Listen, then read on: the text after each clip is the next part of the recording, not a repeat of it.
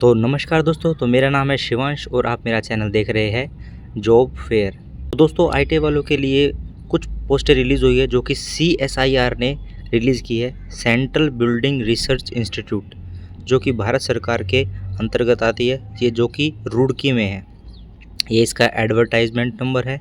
इसके जो फॉर्म है जो स्टार्ट हो चुके हैं। Start date for registration and submission of online application 19/3/2025 से इसके फॉर्म भरने चालू हो चुके हैं और इसके form last date of registration and submission of online application 15/4 यानी 15 अप्रैल तक इसके फॉर्म भरे जाएंगे। अब हम बात कर लेते हैं कि किस पोस्ट पर कितनी वैकेंसियाँ निकली हुई है। तो ये देखिए टेक्नीशियन वन के लिए टोटल जो पोस्ट है वो 17 निकली हुई है, जिसके अंदर 2 जो पोस्ट है वो PWBD वालों के लिए है। लेवल 2 में आपका जो पे स्केल रहेगा, यानी जो आपकी बेसिक जो सैलरी होगी 19,900 से 63,200 के बीच में रहने वाली है। 19,900 आपकी बेसिक पे है plus usual allowance as admissible, तो लगभग आपकी 30 से 40,000 के बीच में आपकी सैलरी होगी। तो एज जो मिनिमम 18 है और मैक्सिमम 28 साल है। तो जो जिन कैटेगरी को एज रिलैक्सेशन है वो आप नीचे मैं आपको बताऊंगा कि किस कैटेगरी को क्या रिलैक्सेशन मिली हुई है। तो अब हम बात करते हैं एक्सपीरियंस और इसकी जो एजुकेशन क्वालिफ़िकेशन के बारे में।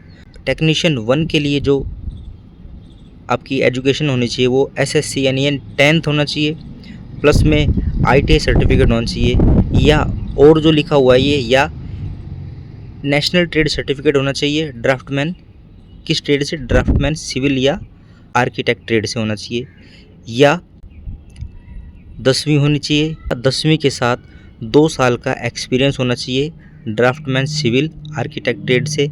और फिर इसमें लिखा हुआ है 10वीं या फिर 3 साल का एक्सपीरियंस होना चाहिए इसी मतलब रेलिवेंट ट्रेड से, जो कि है ये ड्राफ्टमैन है। ठीक है, draftsman civil architect trade in a ministry department organisation public sector undertaking autonomous body under government of India state या UT या यूनियन टेरिटरीज। UT का मतलब यहाँ यूनियन टेरिटरीज है। ठीक है, ये आपकी जो है टेक्नीशियन 1 के लिए जो पोस्ट थी ना, T01 मतलब टोटल इन्होंने पोस्ट कोड जो इसके T01 से लेके T0 मतलब T25 तक है, यानी 1 से लेके 25 पोस्ट कोड है इसके। ठीक है, तो जो T01 से लेके 25 है ये है आपका ड्राफ्टमैन सिविल आर्किटेक्ट। इसमें 4 पोस्ट, टोटल 4 पोस्ट है। तो SC वालों की 1 है और जनरल वालों के लिए 3 है। ऐसे ही टेक्नीशियन 1 T0225 इंस्ट्रूमेंट यानी इंस्ट्रूमेंटेशन जो ट्रेड के लिए है, इसकी जनरल में 1 पोस्ट है। इसका भी सेम क्वालिफिकेशन सेम एक्सपीरियंस। ऐसे ही इलेक्ट्रिशियन पोस्ट के लिए T03 टेक्नीशियन 1, तो इसमें SC की 1 है, EWS के लिए 1 पोस्ट है। टोटल पोस्ट में 2 निकाली है, सेम इसका क्वालिफिकेशन और इसका एक्सपीरियंस मांगा गया है। T04 जो है मशीन टूल मेंटेनेंस या रेफ्रिजरेशन, तो इसमें टोटल पोस्ट है 2, वो जो भी जनरल के लिए है। ठीक है, इसमें भी आपका सेम रेलिवेंट ट्रेड से होना चाहिए, ITI होनी चाहिए, एक्सपीरियंस होना चाहिए। ठीक है, तो आप अपने हिसाब से अपना एजुकेशन, जो भी आपकी एजुकेशन है उस हिसाब से आप इसको देखकर फॉर्म फिल कर लेना। ऐसे ही T05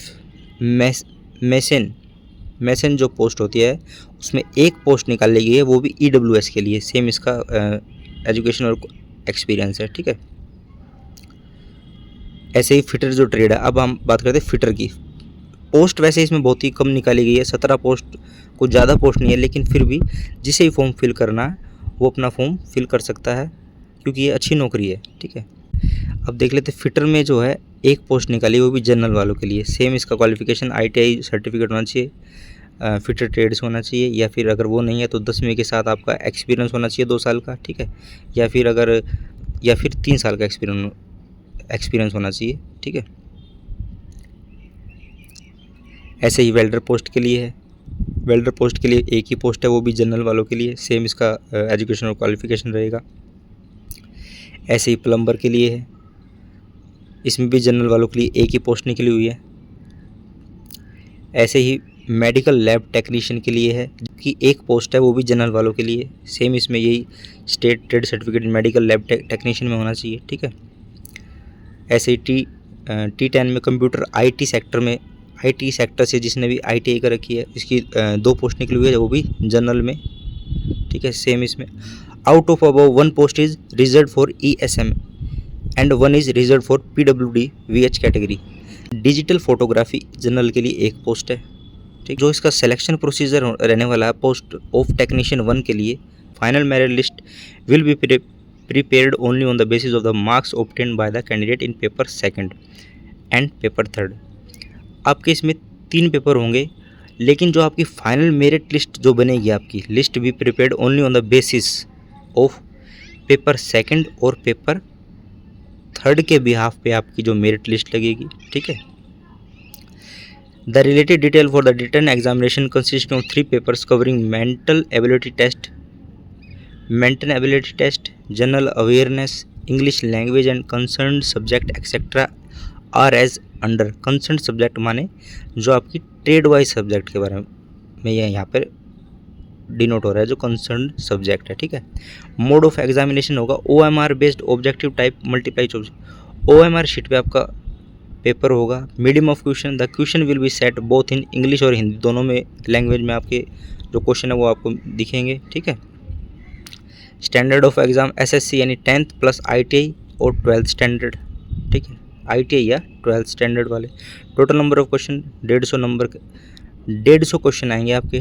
टाइम आपको 2.5 घंटे का मिलेगा ये, ठीक है। पेपर 1 टाइम अलॉटेड 1 घंटे का, आपका जो पेपर 1 होगा वो 1 घंटे का टाइम मिलेगा, जिसमें mental ability test include general intelligence, quantitative aptitude, reasoning, problem solving, situational judgement, ठीक है। ये आएंगी। टोटल नंबर ऑफ क्वेश्चन आएंगे वो आपके 50 रहने वाले हैं। 2 marks for every correct answer, यानी एक सही क्वेश्चन के 2 नंबर मिलेंगे, यानी तो 2 × 50, तो इसलिए आपका जो टोटल मार्क्स जो होगा वो 100 मार्क्स का पेपर होगा, ठीक है। 15 आपके क्वेश्चन आएंगे, ठीक है। There will be no negative mark in this paper. इसमें आपका जो है पेपर 1 में आपकी there will be no negative mark, मतलब नेगेटिव मार्किंग नहीं होगी, ठीक है। पेपर जो 2 होगा आपका टाइम अलॉट, उसमें आपको 30 मिनट दिया जाएगा, यानी आधा घंटा आपको मिलेगा, जिसमें जनरल अवेयरनेस और इंग्लिश लैंग्वेज आएगी, जिसमें जनरल अवेयरनेस में नंबर ऑफ क्वेश्चन 25 आएंगे और इंग्लिश लैंग्वेज में भी नंबर ऑफ क्वेश्चन 25 आएंगे। मैक्सिमम जो मार्क्स होगा वो 3 marks for every correct answer, ठीक है। और इसमें इंग्लिश लैंग्वेज में 3 marks for every correct answer, जो मतलब आपका जो एक सही उत्तर होगा ना, उसके बिहाफ पे आपको 3 नंबर यहाँ पर मिलेंगे, ठीक है। 1 negative mark for every wrong answer, ठीक है, यानी एक जो गलत होगा उसके लिए आपका 1 नंबर कट जाएगा, ठीक है। पेपर जो 3 होगा उसके लिए आपको 1 घंटा यहाँ पर टाइम मिलेगा। कंसर्न सब्जेक्ट आएगा उसमें आपका, जो भी आपका ट्रेड वाइज आएगा, उसमें नंबर ऑफ क्वेश्चन आपके 50 होंगे। हर जो क्वेश्चन होगा वो 3 नंबर का होगा। टोटल जो मार्क्स होंगे आपके, मतलब 150 में से आपको नंबर मिलेगा। Negative marking 1 negative marks for every wrong answer, मतलब एक जो आपका गलत होगा क्वेश्चन तो उसके लिए आपको नेगेटिव, यानी 1 negative marks for every wrong answer, मतलब एक अगर क्वेश्चन गलत है तो 1 नंबर कट गया। 3 marks for every correct answer, 3 number अगर आपका एक क्वेश्चन सही है तो आपको 3 नंबर यहाँ पर मिलेंगे, ठीक है। अब हम बात करते हैं general information and condition benefit under council service. These post carry usual allowance, आई डियरनेस अलाउंस, आपको डियरनेस अलाउंस मिलेगा, हाउस रेंट अलाउंस मिलेगा, ट्रांसपोर्ट अलाउंस मिलेगा, admissible to the central government employ in addition to the emoluments indicate against the post benefits such as applicability of new pension scheme।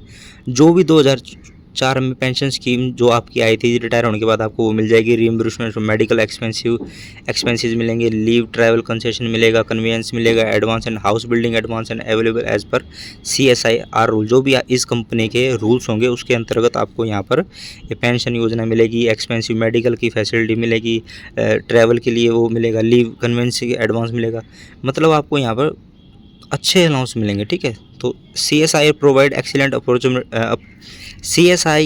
provides excellent opportunities to deserving candidate for career advancement under assessment promotion scheme। बहुत ही अच्छी opportunity ITI वालों के लिए आई है। कम post है लेकिन अच्छी opportunity है, ठीक है। तो आपको ये ग्रैब करनी ही करनी है। के ST वाले के 5 साल के लिए, OBC 3 साल के लिए, PWBD अनरिजर्व जो 10 साल के लिए, PWBD OBC जो है वो 13 साल के, PWBD SC ST 15 साल के लिए, एक्स सर्विसमैन जो होगा 3 ईयर्स।